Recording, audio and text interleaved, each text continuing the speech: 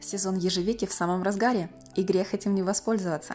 Обязательно приготовьте этот нежный легкий десерт по мотивам всеми известного тирамису. Я сейчас нахожусь в Германии у своей сестры в гостях, и тут есть замечательный лес рядом, и там просто море ежевики. И мы, конечно же, решили собрать ягоду самостоятельно. А это мой племяшек Мирослав тоже принимает активное участие в процессе сбора. Собранную ежевику я не взвешивала, так как у моей сестры, к сожалению, не оказалось кухонных весов, но сейчас мне понадобится где-то около 3 стаканов ягоды. Ежевику я промыла и подождала, пока стечет лишняя влага. И теперь можно приступать к ее измельчению. Делаю пюре из ежевики вместе с сахаром. Сначала хотела сахар не добавлять, но ягода оказалась достаточно кислой, несмотря на то, что она очень спелая. По желанию вы можете добавить любой натуральный подсластитель вместо сахара. После этого обязательно необходимо перетереть ежевичное пюре через сито, потому что косточки, которые в ежевике, они могут испортить любой десерт. Кстати, из этого жмыха из ежевики, который остался, можно приготовить вкусный чай, только делать его нужно в заварнике с ситечком. Если положить просто в чашку, то потом эти косточки всплывут, и удовольствия от чаепития совсем не будет. Ну а теперь приступаю к приготовлению крема. В отдельную миску добавляю сливки жирностью 30% и добавляю сахар, чтобы сахар растворился. Так как, к сожалению, не было у нас сахарной пудры, я добавила сахар. Если у вас есть сахарная пудра, то этот момент можете пропустить. Сливки я поставила в холодильник до растворения сахара. После этого взбиваю их миксером до мягких пиков. Потом добавляю сыр маскарпоне и перемешиваю миксером до однородности и пышной массы, где-то около 1 минутки. Масса становится пышной и воздушной. Сейчас я этот момент не покажу, но впоследствии, когда буду покрывать десерт кремом, вы увидите, какой он должен быть консистенции. Чтобы вы понимали, за кадром тут возле меня находились все мои племянники, и каждый что-то хотел, и, видимо, что-то пошло не так в момент, когда я взбивала крем. Но ничего, это не самое страшное. Теперь я беру палочки савоярди и окунаю в ежевичное пюре, каждую палочку, и складываю в форме. Конечно, удобно, когда форма прямоугольная, либо же квадратная, но с такой формой, круглой или овальной, тоже можно справиться.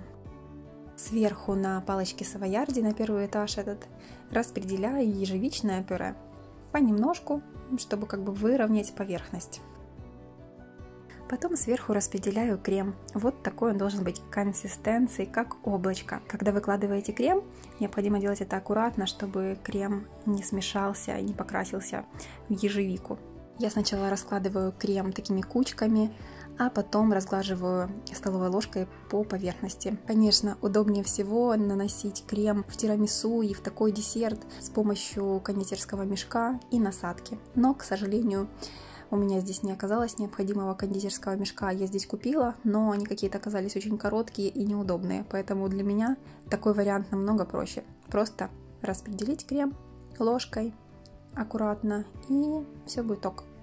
А теперь сверху выкладываю второй этаж из палочек савоярди. Также их окунаю в ежевичное пюре и распределяю остатки пюре на палочки. Сверху распределяю вторую часть крема аккуратно и вот так приглаживаю столовой ложкой по поверхности, чтобы крем не смешался с ежевичным пюре. Ну а теперь украшаю десерт. Выкладываю сверху по периметру ягодки ежевики. Делать это нужно не спеша, аккуратно, выкладывая каждую ягодку. Не высыпать вот так все сверху, а распределить, чтобы каждая ягодка была попкой вниз. Старайтесь так делать, чтобы потом получилось вот такое красивое ежевичное поле. После этого необходимо отправить десерт в холодильник на пропитку на несколько часов. У нас десерт простоял в холодильнике около 12 часов и стал еще вкуснее. Накладывать этот десерт нужно большой ложкой, поэтому забудьте про ножи и лопатки для торта. На вкус этот десерт получается очень нежным, сочным, летним, с нужной кислинкой. Все хорошо в нем. Этот десерт хочется еще и еще. Сестра моя уже заказала мне, чтобы я приготовила ей классический тирамису. Рецепт, кстати, есть на моем канале. Если этот рецепт был вам полезен, буду рада вашим лайкам. И, конечно же, не забывайте подписываться на мой канал. Услышимся в следующих видео. Всем пока-пока!